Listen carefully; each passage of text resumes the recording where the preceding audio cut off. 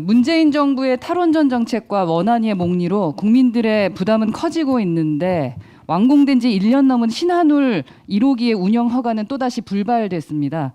원자력안전위원회는 지난 11일 회의를 열고 신한울 원자력 발전소 1호기 운영 허가 안건에 대해 논의했으나 한수원 최종 안전성 평가 보고서를 추가 조사하는 등의 이유로 결론을 내지 못하고 추후 재논의하기로 밝혔습니다.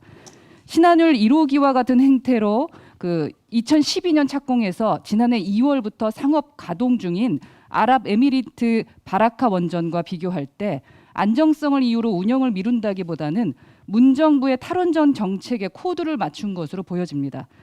문제는 문재인 정부 들어서 이어진 탈원전 정책의 막대한 경제적 피해는 고스란히 국민들의 몫으로 돌아온다는 것입니다. 이미 정부는 지난 1일 탈원전 정책에 따라 조기 폐쇄되었거나 백지화되면서 생긴 경제적 손실을 국민이 매달 내는 전기요금의 3.7%를 법정 부담금으로 적립하는 내용의 전기사업법 시행령 개정안을 국무회의에서 통과시켰습니다. 경북도와 울진군에 따르면 신한울 1, 2호기의 운영허가 지연에 따른 경제적 피해가 공사비 인상 3조 1,355억 원, 지원금 및 세수 감소 1,140억 원, 전기 판매금 3조 4,331억 원 등 6조 6천억 원에 달하는 것으로 추정하고 있습니다. 또한 원안위 위원들의 전문성도 문제됩니다. 관료 출신인 위원장과 상임위원을 제외하면 비상임위원 7명 중 원전 전문가는 1명에 불과하고 정부의 탈원전을 추진시키기 위한 거수기 역할을 하고 있다는 겁니다.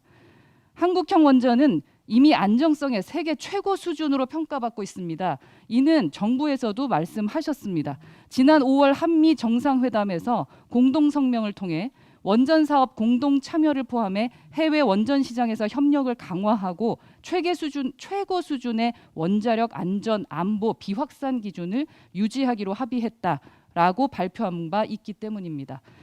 원전의 안전 문제는 그 무엇보다 철저히 검증해야 합니다. 그러나 문재인 대통령이 말하는 탈원전 정책을 이유로 원전이 가동되지 않는 일은 없어야 할 것입니다.